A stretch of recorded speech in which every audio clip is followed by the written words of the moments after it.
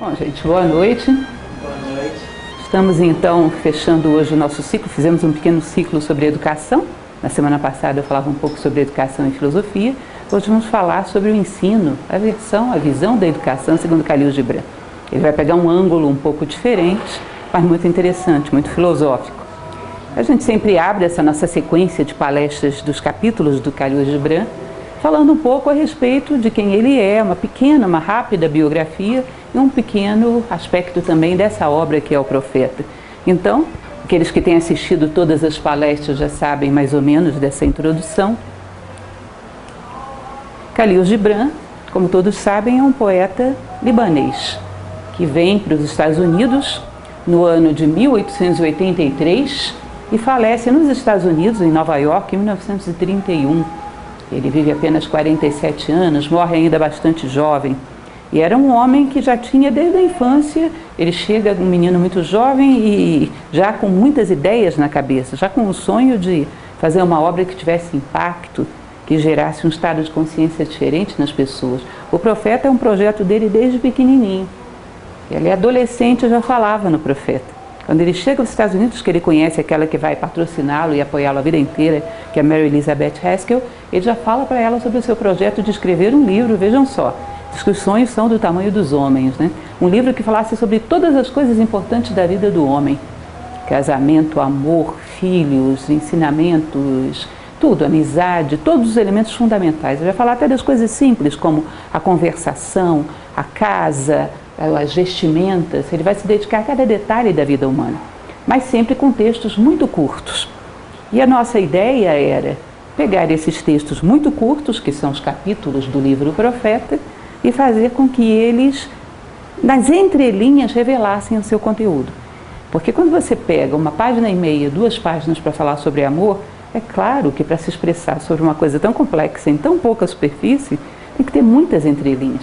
A gente vai mastigar um pouco palavra por palavra para entender o que ele quis dizer.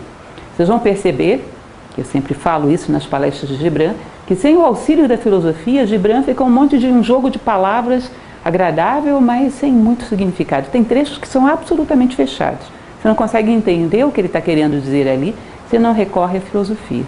Não é algo que a gente interprete, era uma intenção dele. Platão lia filosofia, era um admirador dos clássicos. Ele cita isso explicitamente algumas vezes, as referências que usou nas cartas que ele troca com Mary Haskell, que hoje também é um livro.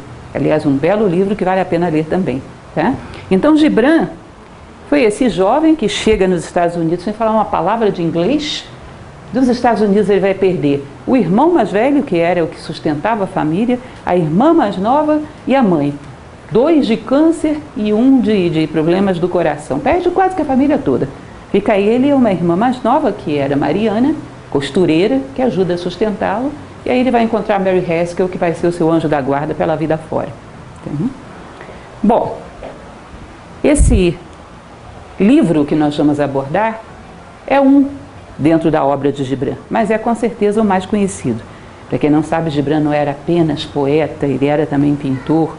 Ele expressava, tinha uma pintura do tipo simbolista, os moldes de William Blake, e ele se considerava as duas coisas, pintor e escritor. E essa obra, quando ela foi lançada, considerava-se que tinha muito pouca chance de sucesso, inclusive.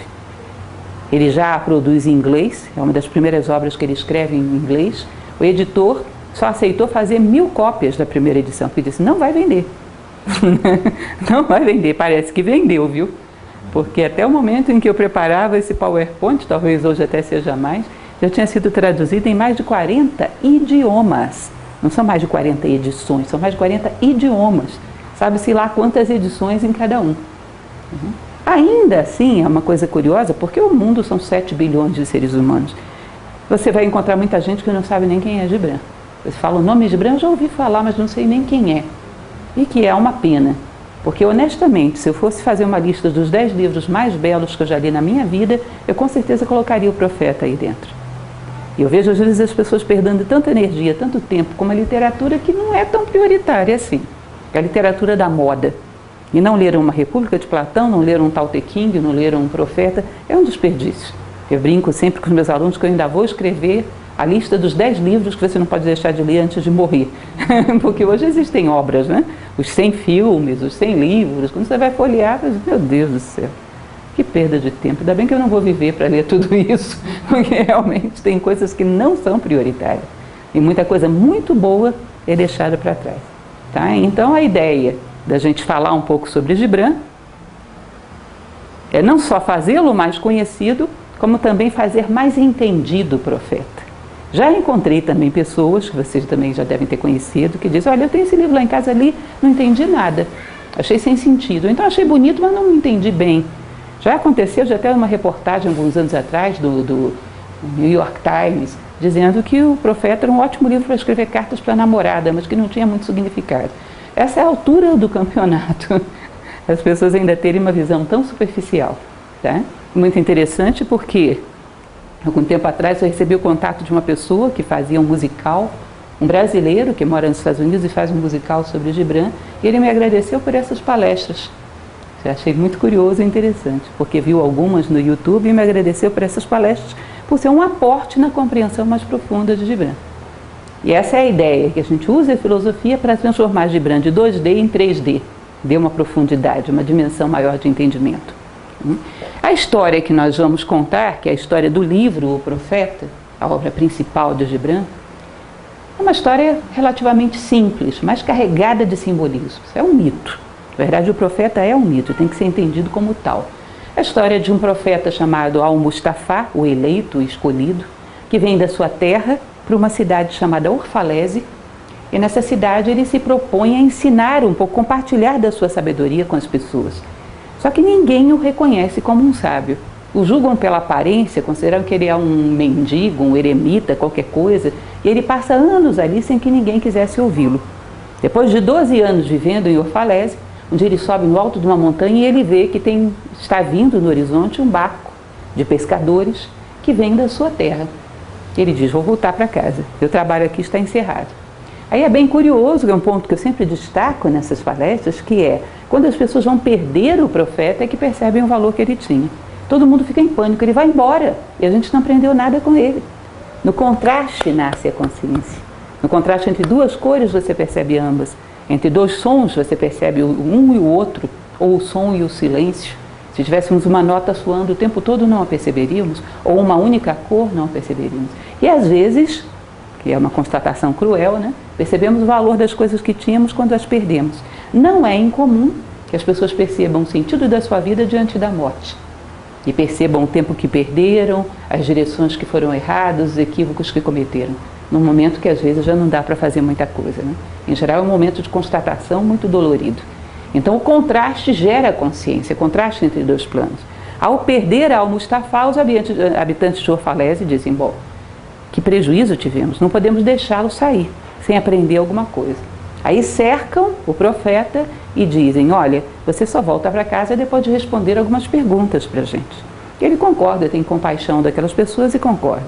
Que as pessoas começam a fazer perguntas e cada pergunta é um capítulo do livro que ele usa para responder. É uma prosa poética onde ele responde a pergunta daquela pessoa. E evidentemente a pessoa que pergunta tem sempre a ver com o teor da pergunta em si. Está relacionada à identidade com a pergunta que faz. Por que eu digo que é importante a gente entender que isso é um mito?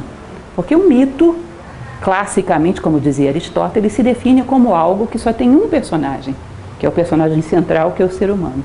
Todos os personagens secundários são fatores psicológicos desse homem projetados do lado de fora, porque ele não vê dentro. Então é projetado do lado de fora para que ele veja. Então os personagens são fatores dele, são elementos dele.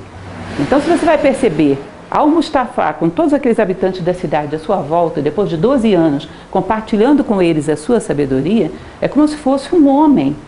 Depois de um ciclo de vida, porque o 12 é um ciclo zodiacal, representa um ciclo de vida humano, um homem sintetizando o 12 no 3, no centro. 1 mais 2 dá 3, né? O centro. Sintetizando nesse centro todas as experiências que ele viveu na vida. É o centro, a consciência do ser humano que olha para todos os aspectos da sua vida e faz uma síntese, um centro. Classicamente se diz que quando você tem um ponto, uma unidade, a unidade para manifestar no mundo tridimensional, ela tem que gerar a menor figura geométrica possível com um tetraedro, que é um triângulo de base triangular, né? Um tetraedro é a menor figura espacial que existe. Então, um ponto, para poder entrar no espaço, ele tem que virar 3. O 1 vira 3. E o 3, para entrar na manifestação, se desdobra em 12. Então, é a experiência humana que se sintetiza num centro e chega à unidade, que é o divino, é o sagrado. Então, é o símbolo que sempre se usa nos mitos, o símbolo de que todas as experiências que são vividas nos aproximam da nossa essência, da nossa identidade de Deus. É o símbolo da espiral. Vamos girando pelo círculo zodiacal até dominar todos os seus pontos. Aí tomamos o centro da circunferência. Tá? Então a ideia aí, que, aliás, eu comento com vocês sempre que é interessante perceber a abordagem que Jung faz disso, porque Jung trabalha muito com mitos. Ele diz que os nossos sonhos seguem um esquema parecido. Os teus sonhos não tem ninguém além de você, dialogando com elementos da tua personalidade. Elementos elevados, elementos rasteiros. Todas aquelas coisas são projeções externas, porque você não vê dentro, a consciência projeta fora. Então os mitos e os sonhos, a consciência onírica, tem uma estrutura parecida. Tá? E dá pra gente, se a gente sabe interpretar simbolicamente a vida, os sonhos podem nos informar muita coisa. Quando fazemos uma relação entre o que a vida está pedindo de você e o que os sonhos estão sugerindo. Bom, então, como falei para vocês, cada capítulo se refere a um conceito. E o conceito que vamos ver hoje é sobre o ensino. Nós vamos ver já já o começo do diálogo, mas eu já coloco sempre no início algo para a gente ter uma ideia do que vem. Porque quem já participou de outras palestras do Gibran, vocês sabem que ele é infalível numa coisa. Quando você pensa sobre o ensino, ele vai falar isso, ele fala isso. Ou fala de uma maneira tão diferente da que você esperava que praticamente realfabetiza a gente naquele conceito. A gente sempre tem uma expectativa que é um lugar comum, que todo mundo fala. E ele sempre aborda um aspecto que é muito diferente desse comum. Dificilmente você vê alguém falando sobre educação, sobre o ensino nos termos que ele fala. Mas ele fala daquilo que ele considera essencial. Todos os outros elementos ele considera como secundários. Tá? Então essa primeira imagem eu escolhi a dedo porque ele considera o ensino dessa forma, como uma escada para a ascensão da consciência humana. Como essa espiral que falamos. Ou seja, do ponto de vista clássico, Gibran se baseia totalmente no mundo clássico, ninguém passa por um processo de educação sem sair maior como ser humano do outro lado. Senão ele não foi educado, foi adestrado, foi informado. A verdadeira educação, o verdadeiro ensino, ele faz isso, que é com que a consciência se eleve para outros degraus. Se você é uma pessoa que recebeu alguma formação, você sai do outro lado mais humano, ou então você não foi formado, você foi informado. E aí passa a ser muitas vezes um ser tão instintivo, tão bestial quanto qualquer outro, mas com um verniz intelectual que se torna ferramenta a serviço dos seus instintos. E Gibran é muito incisivo nisso. Tá? Vocês vão perceber que tem uma coisa muito curiosa em relação a isso. Eu mesmo, durante esses anos todos que dou filosofia, às vezes chegam pessoas para fazer filosofia e dizem: eu nunca vi filosofia na minha vida. E em geral são os que têm mais facilidade para entender. Porque quando a gente está totalmente subordinado aos caprichos daquilo que a gente chama de personalidade, nosso corpo físico, nossas emoções mais banais, elas estão no poder, elas dominam. Tá? E toda vez que você recebe informações, são absorvidas por esse núcleo de consciência. Então, digamos, você leu Platão e você era totalmente dominado pelas paixões. Esse estado de consciência passional, instintivo, toma os ensinamentos para defender o seu ponto de vista. Entende? Então vai defender o seu ponto de vista armado até os dentes, com toda a filosofia do universo. Aí você tenta falar para a pessoa: domine sua personalidade, ela vai te atacar com artilharia pesada. Enquanto que a pessoa que não tem tanta informação, é mais fácil de você convencer. Você percebe que quando está no poder, aquelas fraquezas estão no poder, aquelas fraquezas, aquelas debilidades nossas, quando você dá ferramentas, você está dando para isso. E quando você tentar dominar isso, ele vai usar isso contra você. Então você vai falar para uma pessoa que é um intelectual, para ser mais prático: não seja preguiçoso. Ele vai te citar 5 filósofos que ele entendeu que estão defendendo a preguiça. Aí você, para poder convencê-lo a não ser preguiçoso, você vai ter que rebater Nietzsche, Jean-Paul Sartre, Edmund Husserl, fazer um gasto de latim fora do comum. Se a pessoa não tem essa munição pesada, você convence ela mais rápido. Ou seja, você colocou a arma na mão do inimigo. Entenderam essa ideia? Então ele diz: a educação tem que estar associada à formação, para que você dê ao homem uma maior consciência de quem ele é e um maior domínio sobre si mesmo. Conhece-te a ti mesmo, porque senão você pode estar colocando armas na mão de um inimigo interno, que vai se fortalecer às custas dessa informação. E depois fica mais difícil de você virar o jogo. Tá? Então, ensino tem a ver com crescimento humano. Então, um professor disse, fala-nos, do ensino. E ele respondeu. Bom, fica óbvio que seja um professor que fale sobre o ensino. Agora, talvez não fique tão óbvio, porque Gibran é muito sutil, mas ele não usa nenhuma palavra em vão. A palavra professor, se você for olhar ela etimologicamente, vem de professar, é uma profissão de fé. Não é simplesmente uma pessoa informada, é uma profissão de fé, é alguém que acredita profundamente naquilo que está se propondo a ensinar, no valor daquilo. Tá?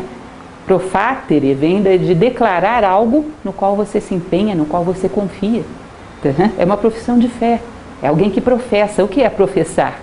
É alguém que pratica, vive e acredita naquilo que diz. Isso é um verdadeiro professor. Então, eu fiz questão de colocar esses óculos exatamente por essa ideia. O professor é um tipo de visão. Ele vai deixar isso muito claro. Quem se propõe a ensinar algo para alguém, está vendo nesse alguém esse elemento adormecido que está tentando trazer à tona. Um professor, ou na versão clássica, aquilo que a gente chama de um mestre, ele vê em você aquilo que você pode chegar a ser, mais do que aquilo que você é agora, entende? E vai trabalhar para que você também veja, para trazer isso à tona. Ele mostra agora e trata você agora como uma coisa que você vai ser daqui a 10 anos, para que através disso você também veja como ele está vendo. Então é uma visão. Agora, para que ele veja isso, ele tem que ter trazido isso à tona em si, porque ele não tem como reconhecer no outro algo que ele não trouxe à tona em si ou não está tentando trazer à tona. Se ele tem uma maturidade, um conhecimento mais profundo da alma humana, ele vê essa maturidade em potencial em você.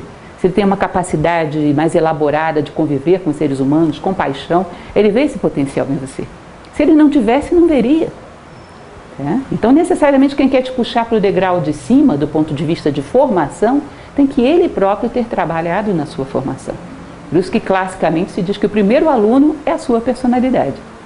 É o primeiro que você tem que educar, para poder, através disso, eduzir, trazer à tona mais alguém. Então, é um tipo de visão, essa do professor. Ele vai trabalhar o tempo todo nessa linha, do professor vendo dentro do aluno mais do que ele próprio vê. Ninguém vos poderá revelar nada que já não esteja meio adormecido na aurora do vosso conhecimento. Isso aí, gente, é lindo, está muito bem expresso, mas é claramente platônico.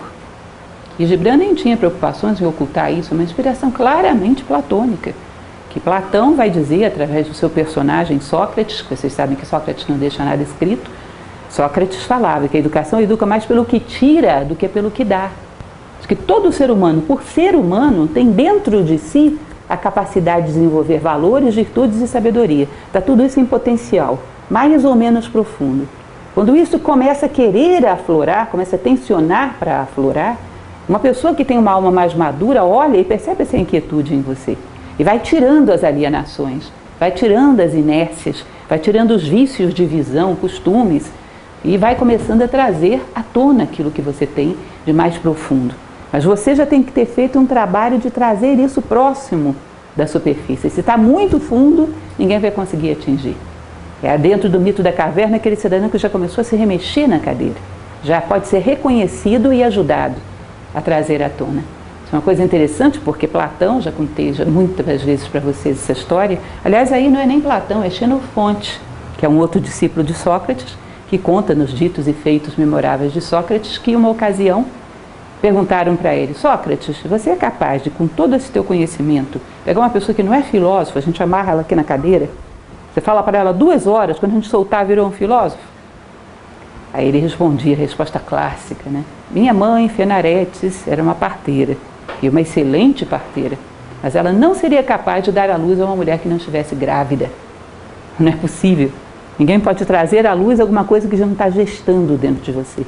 Se você não tem uma sede desse conhecimento, se ele não está querendo aflorar, já não está mais no inconsciente profundo, está ali no subconsciente, querendo aflorar, e quem puxou isso à tona foi você. Alguém de fora pode ajudar a fazer esse parto, tanto que Sócrates dizia: minha mãe era parteira de corpos, eu sou parteiro de almas.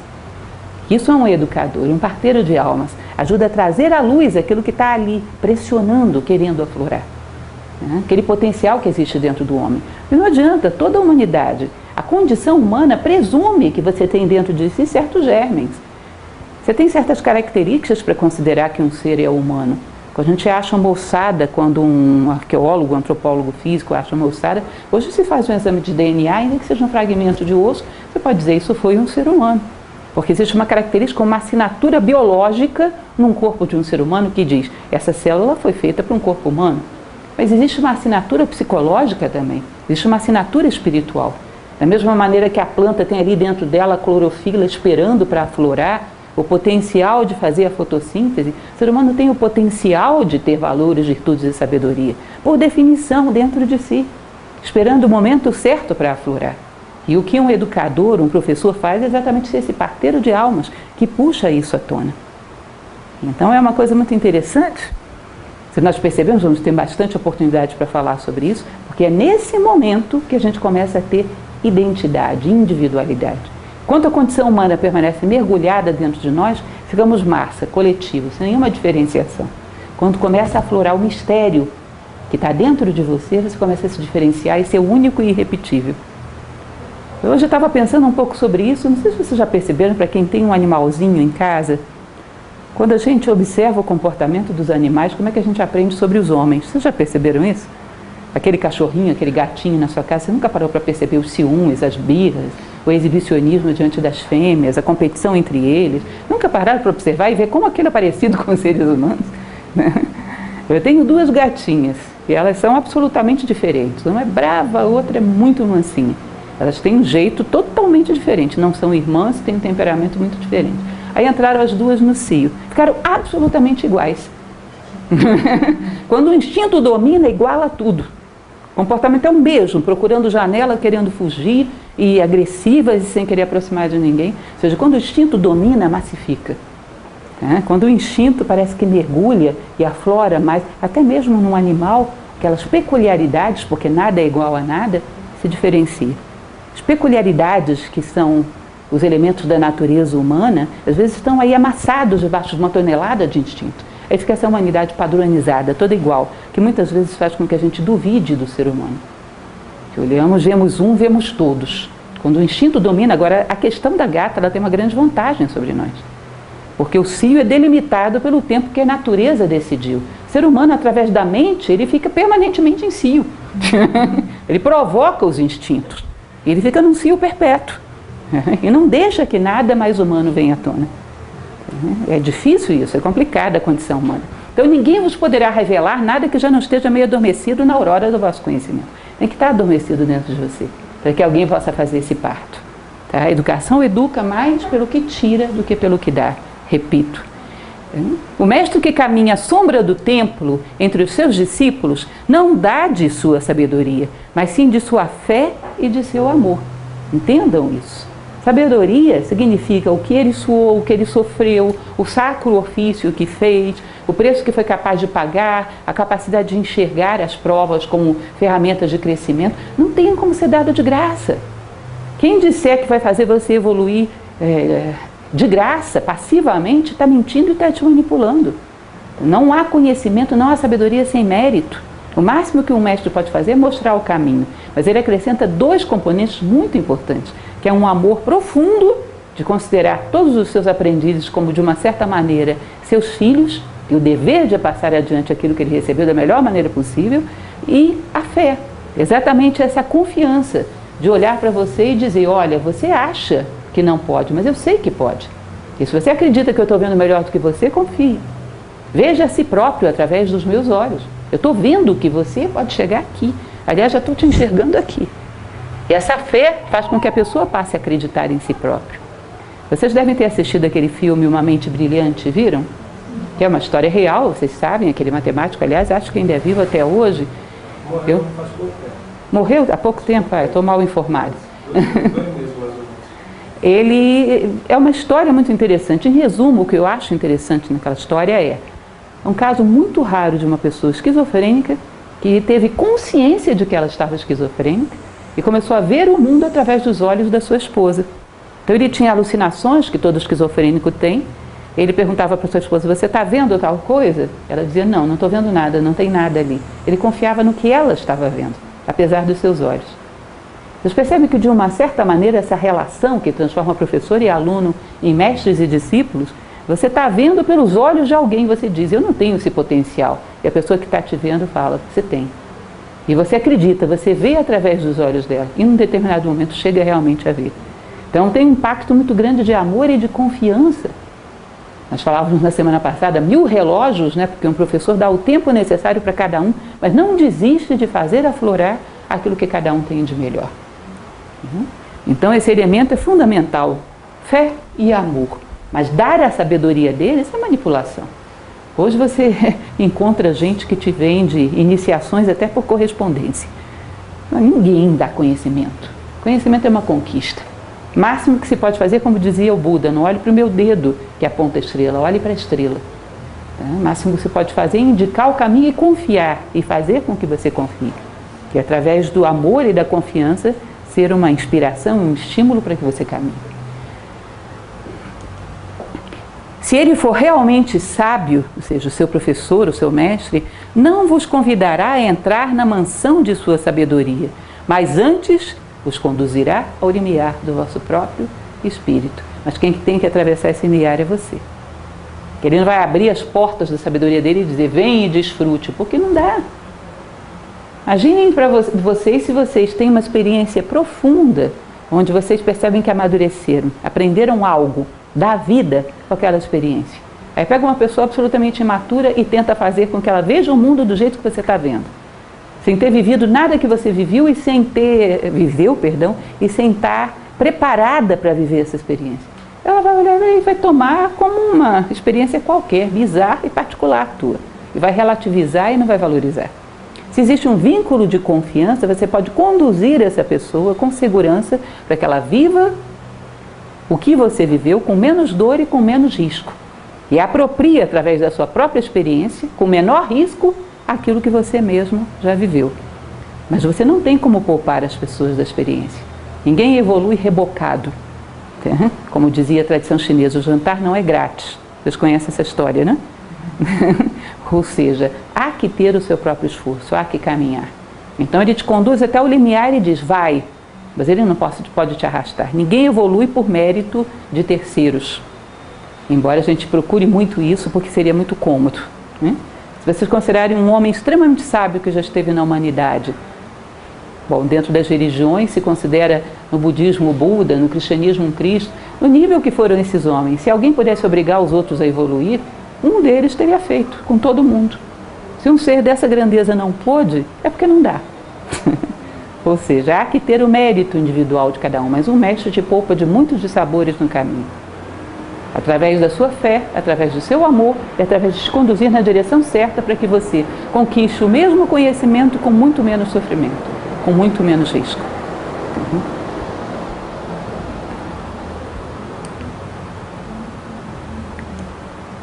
O astrônomo poderá falar-vos do seu entendimento do espaço, mas não vos pode dar o seu entendimento. Um verdadeiro astrônomo, Platão adorava falar isso, e aliás diz que ele fazia jogos com seus discípulos, e parece que ele aprendeu isso de Sócrates, né? Que dizia como é que uma pessoa pode ser filósofo fazendo qualquer coisa. Como é que pode filosofar e aprender através de carregar caixotes no cais do porto? Através de trabalhar com a marcenaria. Como é que pode tirar dali um ensinamento filosófico? Através de trabalhar com a tecelagem. Como é que através do entrelaçar dos fios você pode tirar uma lição, por exemplo, de convivência, para um fortalecer o outro? Ele fazia esses jogos e mostrava como qualquer profissão, a pessoa, para que seja um bom profissional, pode e deve ser, antes de tudo, um filósofo. Porque ele não vai só produzir um tecido, ele vai produzir sabedoria de vida. Eu não saio daqui só com um tecido, eu saio sabendo mais sobre a convivência, porque eu aprendi a entrelaçar coisas diferentes, para ficarem harmoniosas e belas. O político, ele fala o tempo todo sobre isso, que um político tinha que aprender de um tecelão, para entrelaçar fios diferentes. Nenhum fio pode faltar, eles têm que ser inteligentemente entrelaçados. Então você percebe que quando ele vai falar que um astrônomo, um verdadeiro astrônomo, que é também um filósofo, quando ele olha para o cosmos, ele vai ver que tudo aquilo que existe no universo existe dentro de você. Você é um microcosmo. E através da apreciação de uma estrela, ele vai aprender a detectar sonhos. Através da grandeza do cosmos, ele vai aprender a detectar a grandeza do espírito. Através da inteligência e organização do universo, ele vai ver a inteligência e organização que existe dentro do universo, do próprio homem, da psique humana. Ou seja, em todos os elementos que estão fora, ele vai fazer uma relação e vai sair conhecendo melhor a si próprio, porque também somos um universo. Entendeu? Ele pode te mostrar isso como possibilidade, mas essa ligação, esse olhar para fora e ver a si próprio, relacionar esses dois universos, você vai ter que fazer essa experiência. Você vai ter que encontrar essas relações, vai ter que vivê-las e perceber como funcionam. Vai ter que tirar todas as suas dúvidas e ceticismo sobre a ordem do universo, vendo essa ordem externa e interna. Você vai ter que mergulhar nisso e ver através dos seus próprios olhos. Ele não pode te dar isso. Ele te dá uma informação intelectual que você decora para fazer o Enem e esquece no dia seguinte. Mas não pode te obrigar a fazer esse mergulho dentro de si mesmo e relacionar todos os mundos. Por isso eu sempre falo para vocês, quando eu dou técnica de estudo, eu falo muito sobre isso. E quem sabe fazer isso, qualquer que seja o conhecimento que lhe é dado, ele sai maior do outro lado. Então ele aprende melhor do que ninguém. Ele não vai esquecer mais de astronomia, porque ele descobriu que a astronomia tem uma relação com a organização da sua psique. Então podem passar todos os Enems do mundo, ele vai continuar sabendo de astronomia. Porque em todo conhecimento ele vê mistério, ele vê as pegadas da inteligência no universo e cresce com aquilo. Então o filósofo tem uma ferramenta para aprendizado fora do comum, ele relaciona todas as coisas. Capacidade de relações é inteligência. Né? Então um astrônomo pode colocar você numa luneta potente e te mostrar todas essas coisas, mas você vai ter que estar disposto a refletir, fazer relações, tem que ter sede de conhecimento e ser capaz de relacionar todas essas coisas. Senão você só vai ver estrelas, que não vão te interessar muito. O músico pode cantar para a voz o ritmo que existe em todo o universo, mas não vos poderá dar o ouvido que capta a melodia, ou a voz que dela faz eco. Um músico, um verdadeiro músico que tenha por trás a filosofia, ele vai descobrir a harmonia dentro da música que produz beleza. E essa mesma harmonia em todas as coisas da vida que também produz beleza. Ele vai perceber aquilo que... Existe um livro lindo chamado Luz no Caminho. Esse Luz no Caminho, ele fala sobre a canção da vida. A canção da vida é a lei, é o Dharma. É um fio de harmonia que passa por dentro de todas as coisas e dá sentido a todos os acontecimentos, redime tudo do caos, redime tudo da arbitrariedade, dá um sentido a todas as coisas. Um músico, ele percebe a harmonia na música e reconhece essa harmonia no mundo. E percebe também a dissonância, a desafinação, quando as coisas foram desarmonizadas por algum elemento que está fora do lugar. Então, o verdadeiro músico, Platão usava a música para educar os jovens na sua república, aliás, para educar toda a sociedade, nos seus banquetes, como uma ferramenta de assimilação e percepção da harmonia e quando há uma desarmonia. Como você pode voltar as coisas para o seu lugar. Uma ferramenta a serviço da justiça, que consiste exatamente em colocar cada coisa no seu lugar. Se você, através da música, vê isso, ela te faz ser muito maior. Porque percebam, nós temos no nosso momento virtuosos em vários instrumentos, maestros, que não necessariamente são seres humanos melhores, às vezes até muito vaidosos, né? Arrogantes. Ou seja, você pode ser um mero técnico de música, ou pode usar a música filosoficamente para poder se tornar um ser humano melhor. Um mestre pode te mostrar isso, mas não vai te obrigar a fazer essa viagem. Vocês sabem quantos discípulos tinha Platão? Quantos realmente será que lograram? Eu estou falando dos discípulos de Platão, não a sociedade como um todo. Com certeza cada um logrou um entendimento de um nível, que foi o preço que estava disposto a pagar para mergulhar dentro de si próprio e ver. Nem Platão foi capaz de obrigar ninguém a ver nada. Não se obriga a isso, é uma disposição interna. E aquele que é versado na ciência dos números pode falar-vos do mundo dos pesos e das medidas, mas não poderá levar-vos até lá, pois a visão de um homem não empresta suas asas a outro homem. Bonito isso, né? Vocês vão ver que dentro da academia de Platão tinha escrito lá, que não entra quem não souber geometria. Pitágoras dizia, através da geometria eu toco o rosto de Deus, que são formas eternas que estão manifestadas no tempo. Algum dia deixará de existir o triângulo, a circunferência, ou a esfera, ou a pirâmide. Você percebe que quando você toca essas formas, você está tocando uma face da eternidade? Elas sempre estiveram, sempre estarão aqui, são ideias, ideias da mente divina. Através da perfeição das formas, esses filósofos viam um pouco da perfeição do universo, da existência de Deus. Diz que Tales de Mileto, uma vez, ele encontrou uma série de matemáticos discutindo na rua, e ele chegou para eles e falou: o que vocês estão discutindo? Estamos discutindo sobre a linha reta, como definir a linha reta.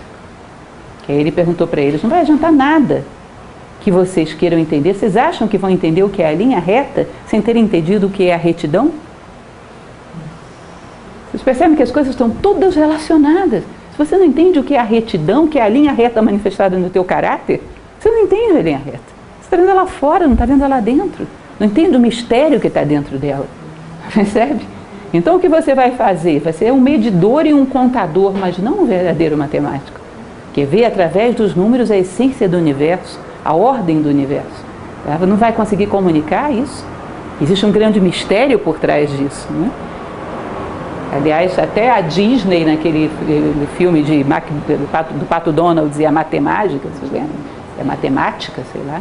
É um desenhozinho, mas muito, muito interessante, que mostra um pouco dessa geometria presente em todas as coisas, as relações geométricas. Algum tempo atrás nós íamos até a fazenda e um dos nossos professores de Nova Acrópole, que é designer, ele mostrava uma rachadura no chão, gente. Ele foi lá, mediu e mostrou que a rachadura no chão, aparentemente aleatória, a rachadura maior e a menor tinha uma relação entre elas que era o número de ouro de Pitágoras, o Φ.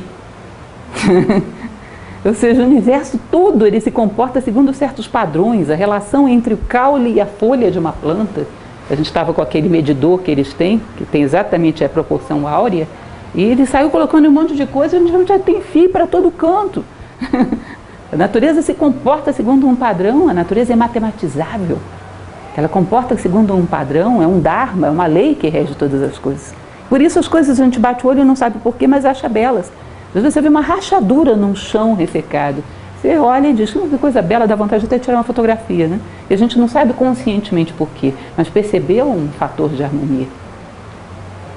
E se a pessoa tem a disposição, esse amor ao mistério, quer ver através da matemática, bom, pode mergulhar no conhecimento desse professor e saber. Se não, não. Ele não pode te obrigar a isso, ele não pode te rebocar. Recordo muito bem, eu garota ainda, uma adolescente, que no meu colégio demitiram um professor de matemática, aqueles professores que a gente nunca esquece, porque era muito especial, era um ancião já, porque ele deduzia todas as formas para a gente saber como nasceram. E os pais reclamaram porque ele perdia muito tempo com aquilo e os seus filhos não iam passar no vestibular. E era uma coisa assim, para mim era prodigiosa, mas eu via que tinha muita gente que ficava entediada. Essa é a questão, né? Se nós colocarmos a filosofia para toda a humanidade, quem entenderá? Quem está grávido, prestes a dar à luz. Quem não, não, vai achar tudo isso um tédio. Percebe? Não é uma coisa que se dê de fora para dentro. Tem que ter uma inquietude já desperta dentro do ser humano. Embora isso esteja adormecido aí dentro em todo o ser humano. E por fim, e assim como cada um de vós se mantém isolado na consciência de Deus, assim cada um de vós deve ter sua própria compreensão de Deus e sua própria interpretação das coisas da Terra. Não é uma memorização do que você viu num livro. Entenda e imagine o universo como se fosse um grande quebra-cabeça, que é o que todos os filósofos clássicos diziam. Onde se você junta todas as peças, você tem a unidade, que é o próprio divino, é o mistério do universo. A tua visão do universo e de Deus é um pedaço do quebra-cabeça, que se não for conquistado, a humanidade vai ficar sem um pedaço. Vai ter algo que ela não vai ver. Marco Aurélio dizia: a morte de um único ser humano me empobrece, que é um universo ímpar e irrepetível com o qual eu deixei de travar contato. A identidade mais profunda de cada um de nós é o pedaço do universo que a gente veio para ver, o pedaço de Deus, o pedaço do corpo de Osíris, como diziam os egípcios, que a gente veio encontrar. E que se a gente não entrega isso, se a gente não chega a conquistar isso, um pedaço do corpo de Osíris vai ficar faltando. E nós vamos ter que, num determinado momento, cumprir o nosso papel, dizer a que viemos. A nossa identidade mais profunda consiste naquele ângulo que só nós podemos acrescentar e que não se opõe aos demais, se complementa, é um quebra-cabeça. Mas eu enriqueço a cada um, eu enriqueço a humanidade quando eu aporto com o meu pedaço, com a minha visão, quando eu realizo o meu mistério, quando eu trago à tona aquela palavra sagrada que só eu posso pronunciar. O Dhammapada budista falava sobre isso, né? Gosto muito de citar essa frase, porque eu acho muito interessante. que mais do que 1000 palavras sem sentido, vale uma palavra que traz consolo a quem a ouve. Um pouco do mistério da vida, um pouco da essência da humanidade está conosco. Nós viemos ao mundo para revelar isso. E se não fazemos, sobrevivemos, não vivemos. Não cumprimos nossa missão. Viemos ao mundo para isso. E se saímos sem pronunciar essa palavra, não cumprimos a nossa missão. Sobrevivemos, não vivemos. Lembrem daquela história que sempre gosto de contar para vocês, daquele guerreiro grego, Fidípides, da Batalha de Maratona, que ele tinha que correr não sei quantos quilômetros para contar à cidade de Atenas que ele tinha vencido os persas. Porque senão a cidade de Atenas seria queimada e destruída para que os persas não a profanassem. Então ele tinha muito pouco tempo para chegar em Atenas. E ele vai correndo. Quando chega lá, tão exausto estava, porque depois de guerrear ainda teve que correr, daí veio a origem da batalha da competição da maratona olímpica. Depois de correr tanto tempo, ele chegou lá, tinha fôlego para dizer uma única palavra: vencemos. E puf, tumbou morto. Mas ele disse a sua palavra. Se nós saímos do mundo sem pronunciarmos a nossa palavra, muitas Atenas serão destruídas. Muita coisa vai se perder se nós tombarmos sem dizer a nossa palavra. E o que é um professor? O que é um educador? É aquele que vê dentro de cada um a possibilidade dessa palavra e ajuda como um parteiro para que essa palavra aflore em você. Um professor nem sempre é brando, nem sempre é suave, ele sempre trabalha a favor do que você é, em detrimento dos caprichos da tua personalidade, em detrimento das tuas debilidades. Platão falava que às vezes um mestre é como alguém que está olhando uma pessoa dentro de um cárcere. Ele tem que bater no carcereiro para libertar o prisioneiro, essa alma prisioneira. Às vezes um mestre, um verdadeiro educador pode ser duro, porque naquele momento ele vê que não está falando com você, está falando com uma casca massificada que tende para a sua zona de conforto. Ele quer trazer à tona o prisioneiro, aquilo mais de profundo e mais belo e mais humano que você tem. E às vezes é preciso bater nas grades da jaula para libertar o prisioneiro que está lá dentro. E sempre acredita no ser humano. O verdadeiro instrutor acredita no mistério que cada ser humano traz ao mundo e ajuda para que esse mistério se revele, para que a vida tenha sentido, para que não vivamos em vão. Não podemos tombar sem dizer a nossa palavra sagrada, sem acrescentarmos esse ângulo, sem o qual a humanidade se torna mais pobre. E a nossa identidade mais profunda consiste nesse recado que viemos dar ao mundo. As coisas se definem por aquilo que se espera delas no mundo. Uma planta, se eu disser para vocês, um ser que faz fotossíntese, você vai me dizer planta? Um ser que aporta valores, virtudes e sabedoria ao mundo, homem. E se não faz? Bom, tem potencial de ser humano, mas não é. Assim como uma planta que não faz fotossíntese, tinha tudo para ser, mas não foi. Alguma coisa deu errado. Não chega a completar-se como ser humano, porque não fez aquilo que a natureza esperava dele, não cumpriu o seu dharma. Então essa ideia de Gibran, falei para vocês que os poemas são sempre muito pequenos, né? Esse é um dos menores que tem, um pouco mais de uma página. Mas percebam que uma palavra perdida você perde parte do significado. E algumas são muito complexas, muito simbólicas. Se você for pegar uma coisa como essa mesmo, essa frase mesmo, e assim como cada um de vós se mantém isolado na consciência de Deus, assim cada um de vós pode ter sua própria compreensão de Deus e sua própria interpretação das coisas da Terra. Se não for usado um pouco de filosofia para compreender, isso aí pode ser até uma convocação ao egoísmo, né? Cada um pensa do jeito que bem entender. Se você não tiver uma compreensão global do que ele está dizendo, uma relação com as referências que ele faz, Gibran é difícil. Exatamente porque é muito sintético. Em poucas palavras ele quer dizer muita coisa.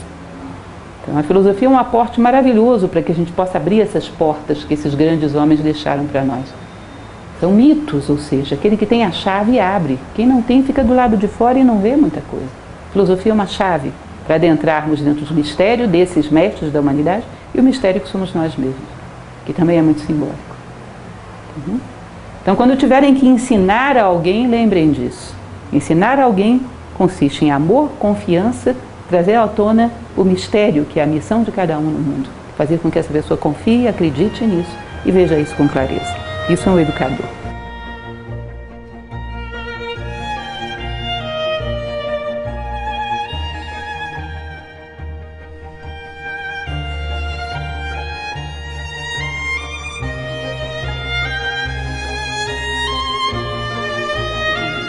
Então vamos lá, sobre o comprar e o vender. Uma coisa que é interessante, que você já tem percebido, aqueles que têm vindo nas nossas palestras de Gibran, que nunca é o que a gente espera, né? Parece tão banal, o que será que ele vai falar numa palestra dessa? Você vai ver que a questão do comprar e do vender, ele vai usar bastante um conceito que está por trás dessa operação, um conceito necessário, que é o conceito de justiça. Uhum. Ele vai entrar na ideia do conceito de justiça, mas muito claro. E em que momento a ambição humana, o desejo humano desequilibra essa balança e faz com que o comprar e o vender se torne uma coisa associada, inclusive, a um certo grau de desonestidade. É curioso porque quando eu fazia esse material para passar para vocês, esse PowerPoint, eu procurava a imagem de um comerciante, que numa determinada cena eu precisava. E o Google, na parte de imagens, todas as imagens de comerciantes tinham cara de desonestos. Aquele olhar matreiro, sabe? E parecia que eu estava falando de sinônimos, mas por que isso? Exatamente porque quando entra a injustiça nessa operação, o comprar e o vender fica sendo visto como uma operação suspeita, que não tinha nada a ver com isso na sua origem, porque é uma necessidade humana. E se é uma necessidade humana, teria que haver uma forma de fazê-lo como ser humano. Tudo que é necessário pode ser sacralizado, já falamos bastante sobre isso, isso é Confúcio até debaixo d'água, né? Se é algo que você não pode sacralizar, é sinal de que não deveria estar fazendo. Isso é um limiar moral muito claro. Então ele vai falar sobre essa operação do comprar e do vender, sob o ponto de vista da justiça de um ser humano.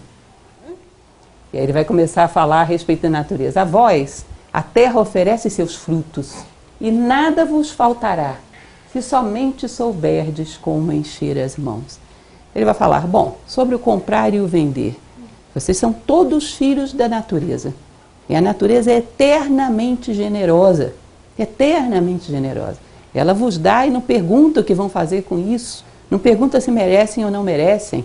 Não pede o seu currículum vitae para saber se vai te dar ou não.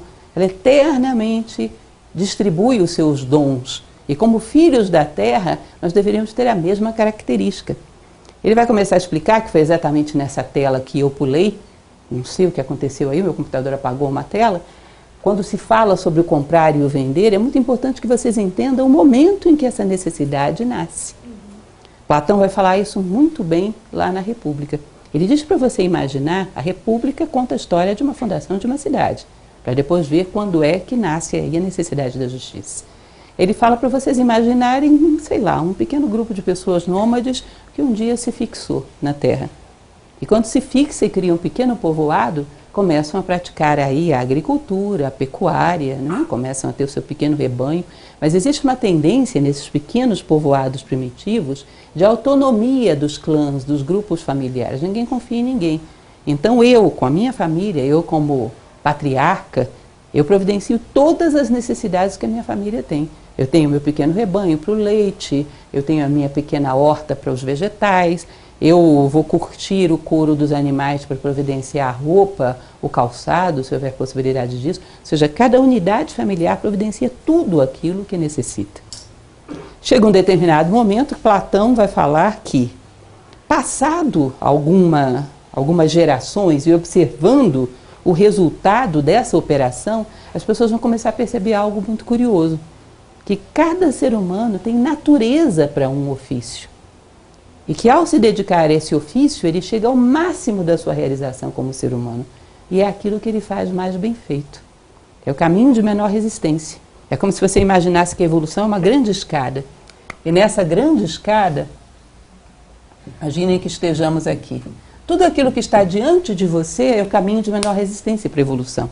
Seja um momento histórico em que você vive, o lugar onde te coube viver, a experiência familiar que te coube, toda aquela circunstância, você não caiu ali de paraquedas. Ali é o local de menor resistência para você evoluir. Você caiu ali por uma necessidade de experiência. E ao invés de fugirmos da experiência que a natureza nos destina, ao encará-la de forma humana e superá-la, estamos evoluindo numa velocidade muito maior do que considerar que a natureza é caótica e fugir das experiências e criar as experiências que nos são agradáveis. Nós trabalhamos com uma mentalidade terrível hoje em dia, de que a natureza é caos, portanto nós temos que consertá-la. Não é assim? A natureza inventou várias idades, por exemplo, na vida do homem. Isso é uma besteira, só a juventude que tem valor. Então vamos amadurecer precocemente a criança e rejuvenescer a velhice e acabar com tudo, só a juventude. Ela se enganou e nós, como somos os seres pensantes do pedaço, né, os únicos conscientes, vamos corrigir. Então nós lutamos contra a natureza, não trabalhamos a favor dela. Quando trabalhamos a favor, entendemos que esse conjunto de experiências que nos corresponde é a linha de menor resistência para a nossa evolução. Então, digamos vocês, uma pessoa que tem uma grande natureza, um grande pendor para cultivar a terra. Vocês já viram pessoas que quando você está com a violetinha meio murchando, você coloca na casa dela, fica uma beleza, aí você pega de volta, morre de novo? Você pega toda a receita de tudo que tem que fazer, eu já passei por isso, pega a receita de tudo que tem que fazer, traz para trás, morre a bichinha. Tem pessoas que têm uma natureza para mexer com a terra, que é uma coisa impressionante, parece que tem uma linguagem com a terra. E ela se realiza ao fazer isso, e ao mesmo tempo a sua horta é a que mais produz. Tá? Agora você já viu a casa dela? É igual a casa dos 3 porquinhos da historinha, bate qualquer pé de vento, não precisa ser nem lobo, qualquer pé de vento ela está desmoronando. Porque essa pessoa não tem a mínima natureza para isso, mas tem necessidade, tem que fazer. Aí o outro tem uma habilidade para construir casas, mas a sua horta não nasce nem pé de feijão.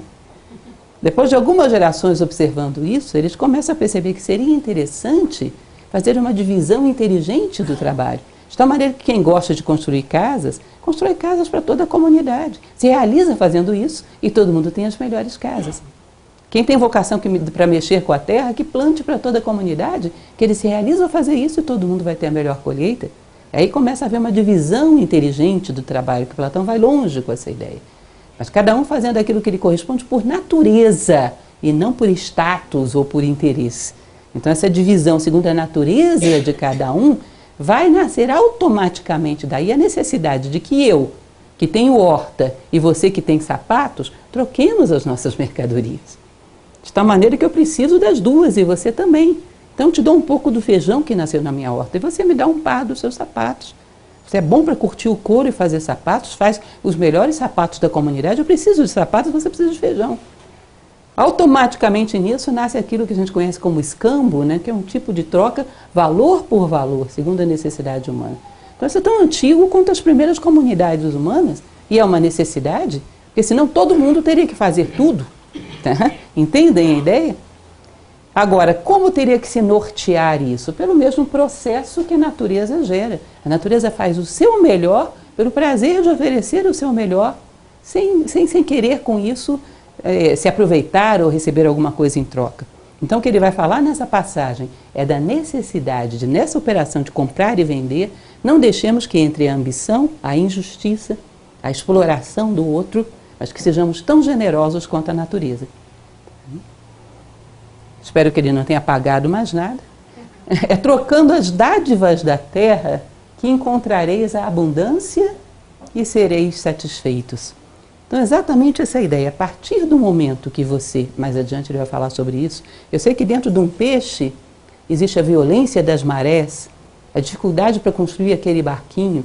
Muitas vezes os pescadores perdem a vida nessa operação, né, de enfrentar o mar bravio, recolhendo os seus peixes. Tudo isso está embutido aí como generosidade da natureza, que gerou e semeou a vida nos mares e nos rios, e ao mesmo tempo do trabalho do pescador. Tudo isso está embutido nessa mercadoria. E o cidadão que oferece o trigo, tá? A generosidade da terra, ao mesmo tempo o trabalho do lavrador, que cavou sulcos debaixo de sol a sol, e que abre ali aqueles espaços e depois cuida daqueles espaços, evita que seja atacado por pestes, quando nasce ele recolhe aquilo. Então ali tem a generosidade da natureza e o suor do ser humano. Isso embute esse produto de valor. E haveria que ter uma sensatez para que se trocasse isso considerando o valor. E quando os homens imitam a generosidade da terra, isso pode ser feito. Isso é viável.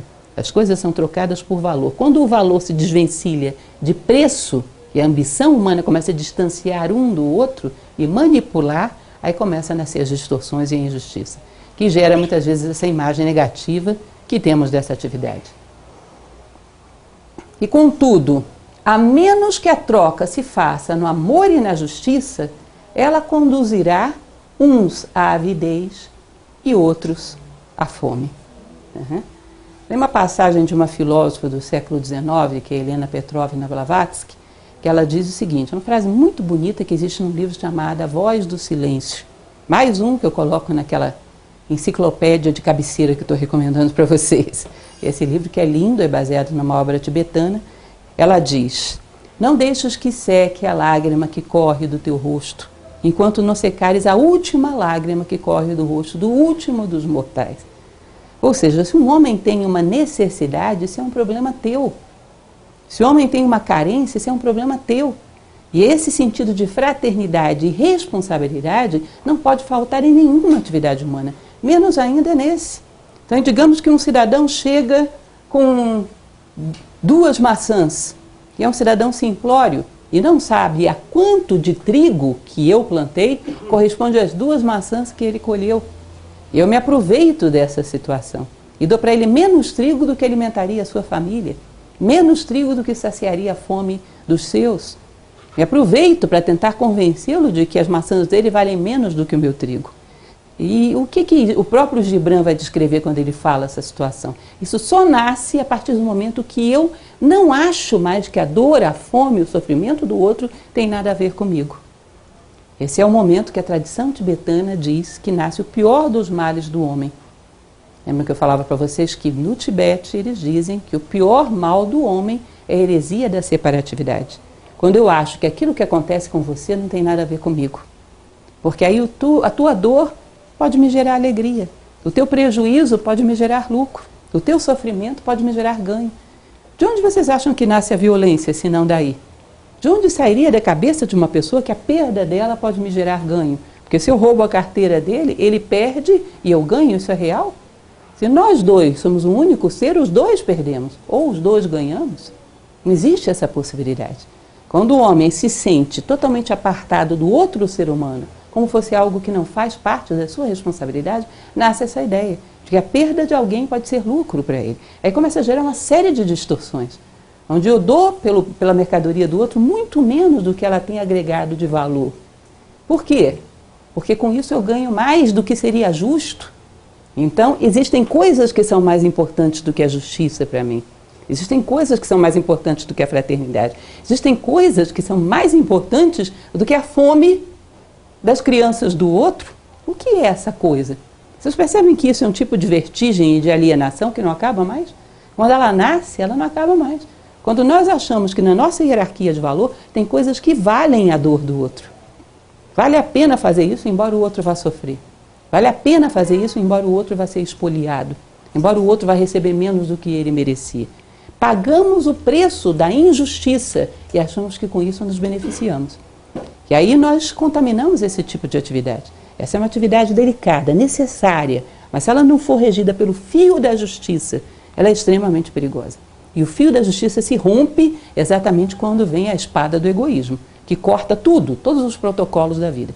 E acha que vale a pena ganharmos a qualquer preço. Ganhar o quê? O que realmente ganhamos? Só existe uma maneira de você ganhar alguma coisa, quando essa coisa vai ser realmente sua. Nada que é realmente teu pode ser tirado de ti. As coisas materiais não são realmente nossas. Nós saímos ganhando quando ganhamos fraternidade, justiça, consciência, em resumo. Qualquer outra coisa é ilusão.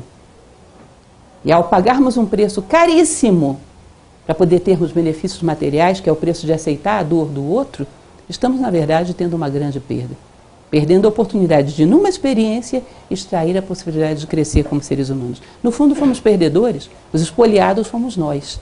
Tá? Então, quando essa relação se perde, quando essa troca não é mais feita no amor e na justiça, ela conduzirá alguns à avidez e outros à fome.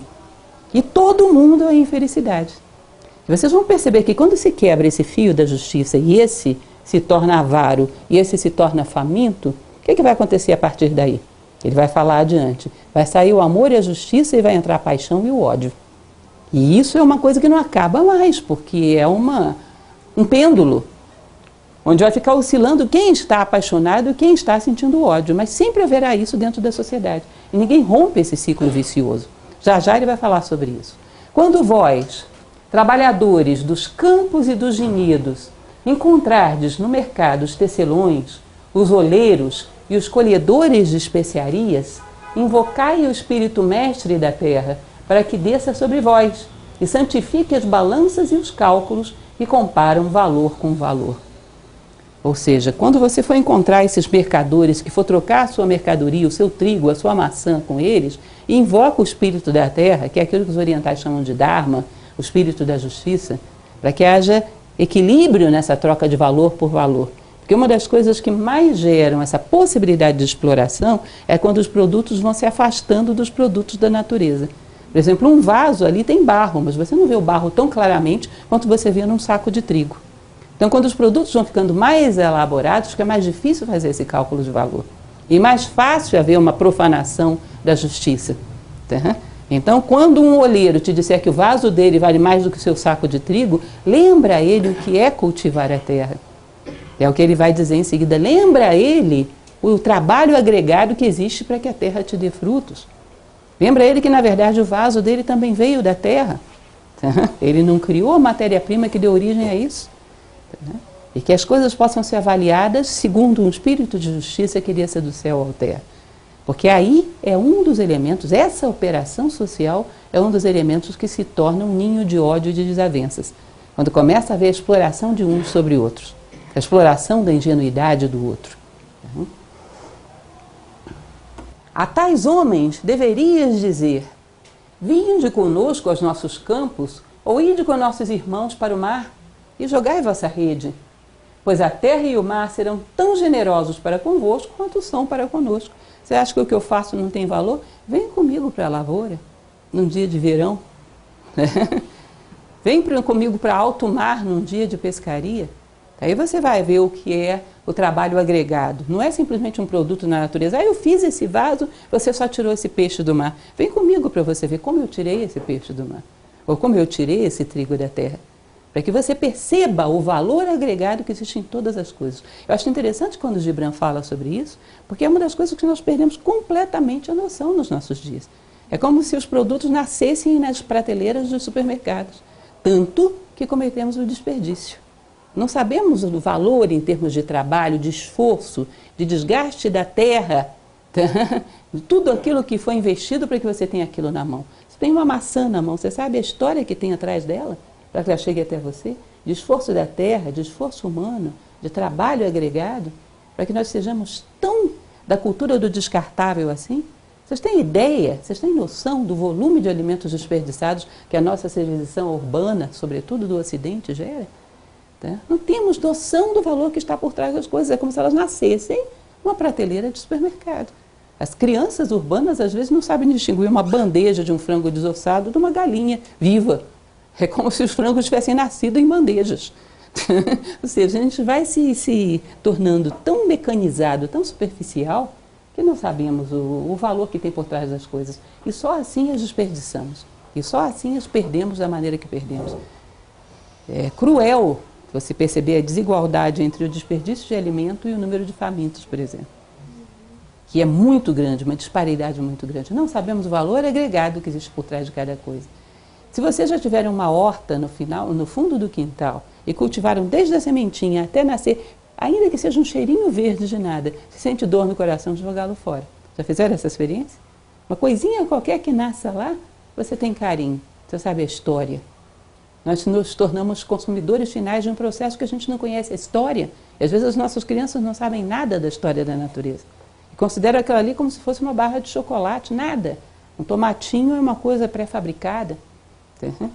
E não agregamos valor às coisas que temos. Pode falar. Ele aborda a possibilidade de lucro nessa relação comercial. Você vai perceber que o que Gibran coloca é sempre a lei da necessidade. Aliás, o próprio Platão ele vai falar sobre isso na República exatamente nesse ponto.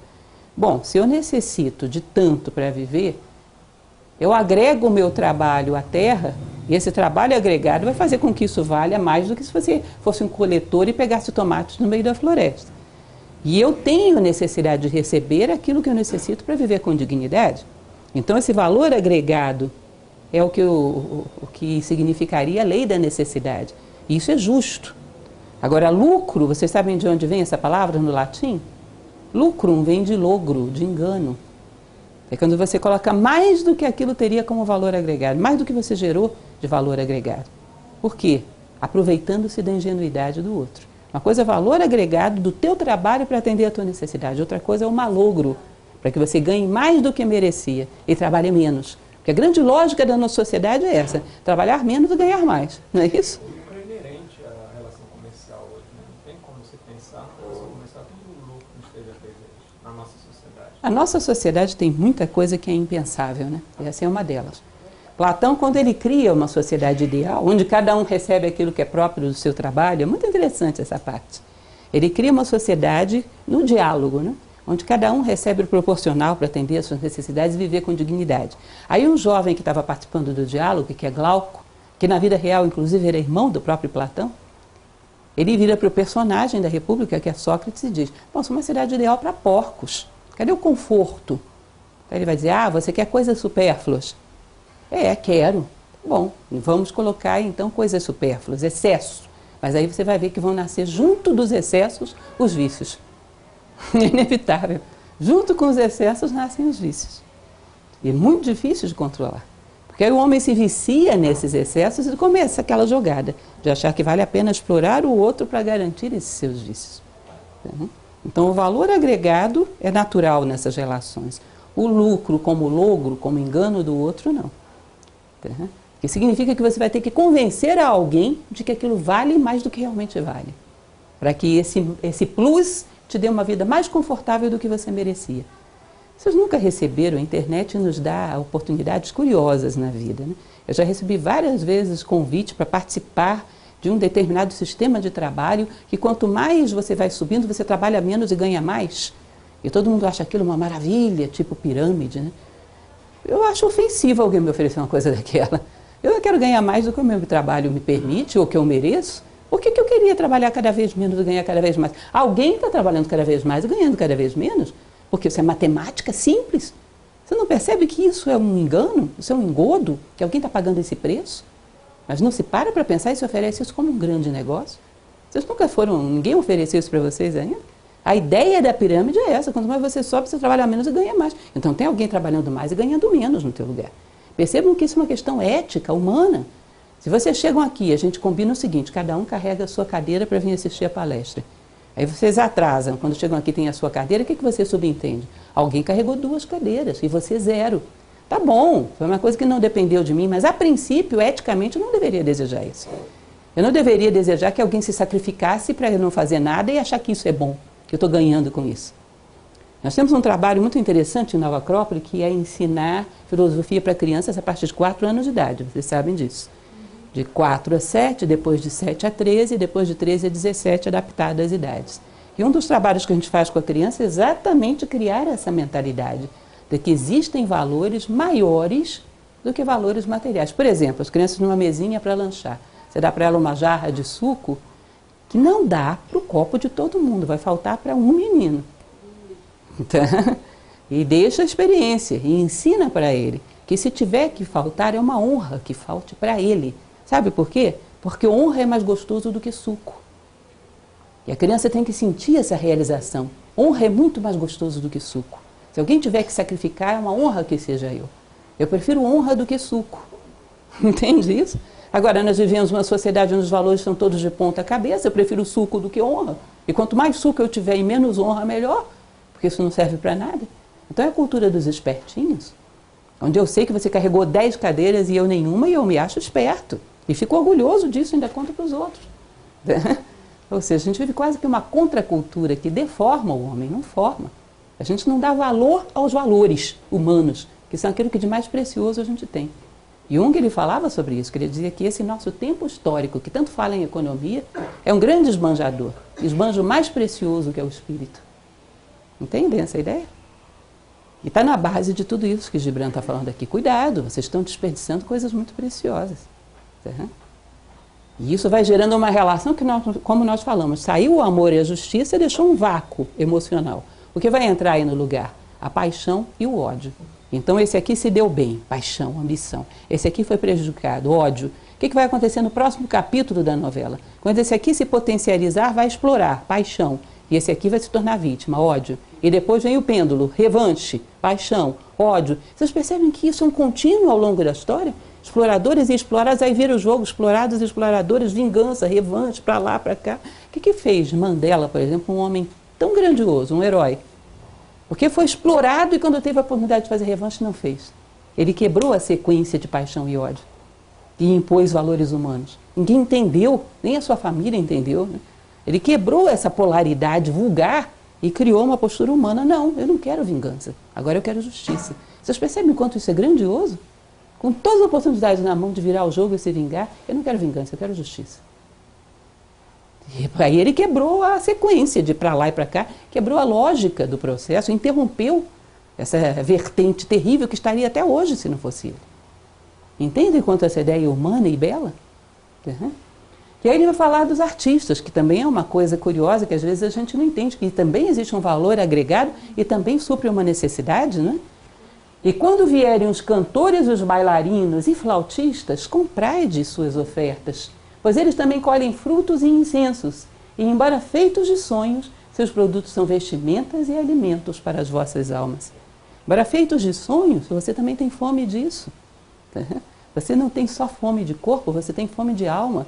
E a fome de alma se atende com a beleza, da mesma maneira que a nossa vida depende de necessidades materiais, necessidades éticas, também tem necessidades estéticas. A beleza também nos alimenta, eleva a nossa consciência, dá sentido à nossa vida. Eu recomendo a vocês, inclusive, tem uma palestra que eu falava a respeito de por que a beleza importa, muito bonita, baseada num livro de um autor que tem exatamente esse nome, onde ele fala sobre isso. A beleza dá sentido à arbitrariedade da condição humana, justifica as experiências, explica tudo sob a luz da necessidade.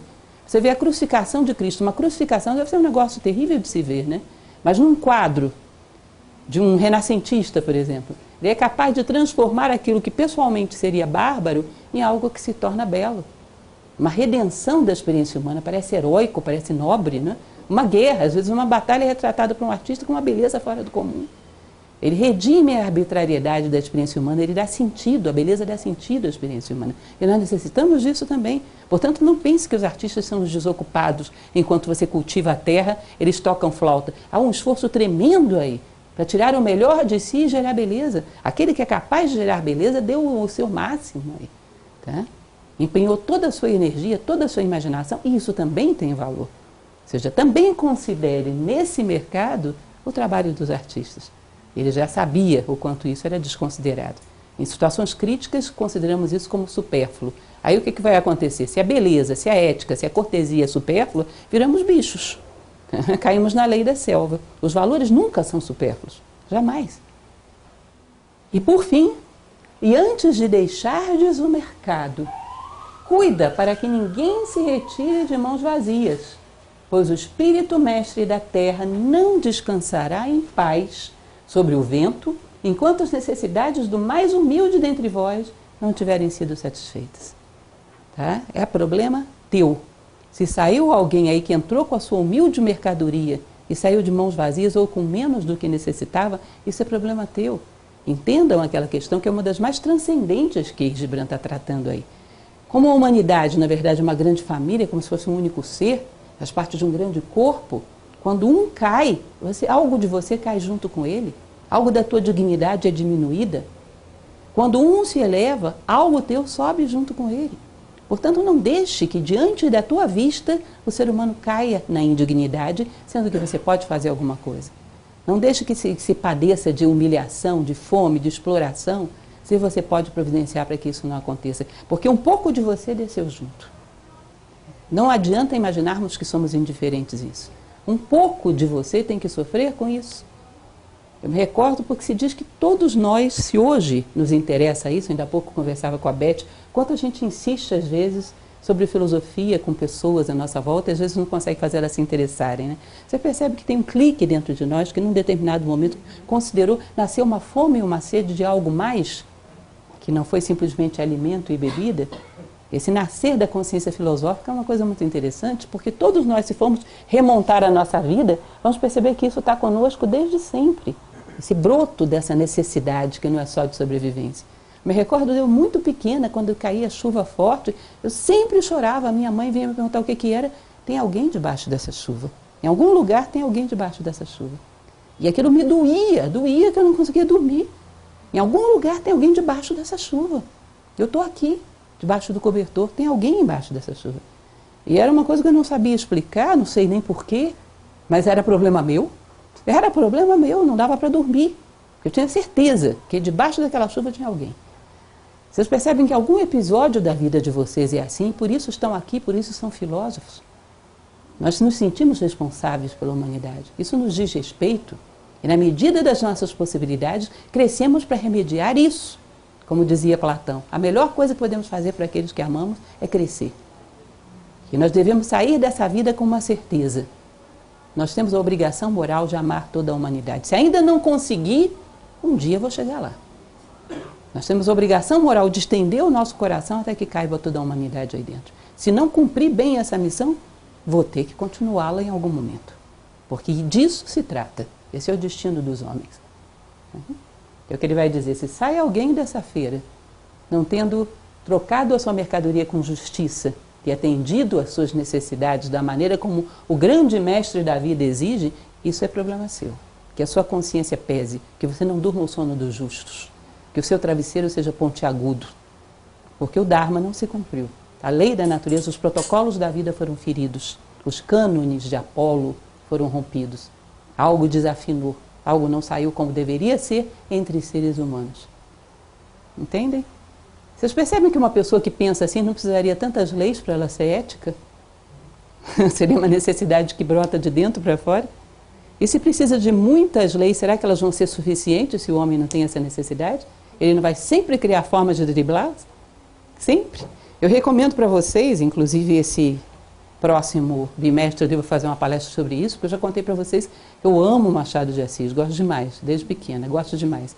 Ele tem um conto que ele fala a respeito, deixa eu me recordar, porque são tantos, tão bonitos. A Sereníssima República. Leiam A Sereníssima República. Ele cria uma história fantástica, mas muito interessante, que era uma república de aranhas, que obedecia ao mesmo sistema de governo da República Veneziana, que era a Sereníssima República. Eles botavam as bolas com o nome dos candidatos dentro de um saco, sacudiam, e uma pessoa ia lá, tirava uma bola, era aquele o governante. Aí os incorretos, os desonestos, foram dando jeito de driblar o sistema eleitoral para eleger quem eles queriam. Sempre corrompiam de algum jeito. Aí o que eles faziam para corrigir? Mudavam o formato do saco.